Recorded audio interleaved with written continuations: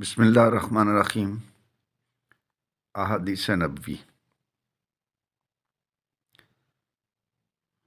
پہلی حدیث حضرت سفیان بن عبداللہ ثقفی رضی اللہ عنہ سے روایت ہے کہ میں نے رسول اللہ صلی اللہ علیہ وآلہ وسلم سے عرض کی، اے اللہ کے رسول، مجھے اسلام کے بارے میں ایسی پکی بات بتائیے کہ آپ کے بعد مجھے کسی سے اس کے بارے میں سوال کرنے کی ضرورت نہ رہے۔ آپ نے ارشاد فرمایا، کہو میں اللہ پر ایمان لایا، پھر اس پر پکے ہو جاؤ۔ صحیح بخاری، صحیح مسلم، حدیث نمبر 159۔ دوسری حدیث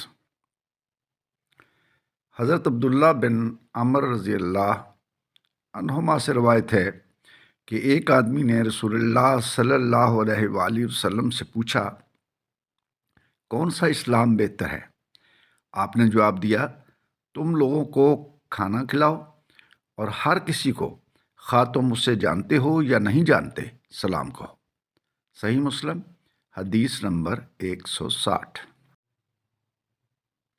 تیسری حدیث حضرت عبداللہ بن عمر بن عاص رضی اللہ عنہما نے فرمایا، ایک آدمی نے رسول اللہ صلی اللہ علیہ وآلہ وسلم سے پوچھا، مسلمانوں میں سے بہتر کون ہے؟ آپ نے فرمایا، جس کی زبان اور ہاتھ سے دیگر مسلمان امن میں ہوں۔ صحیح مسلم، حدیث نمبر 161۔ اللہ تعالیٰ آپ سب کو اپنے حفظ و امان میں رکھے، آمین۔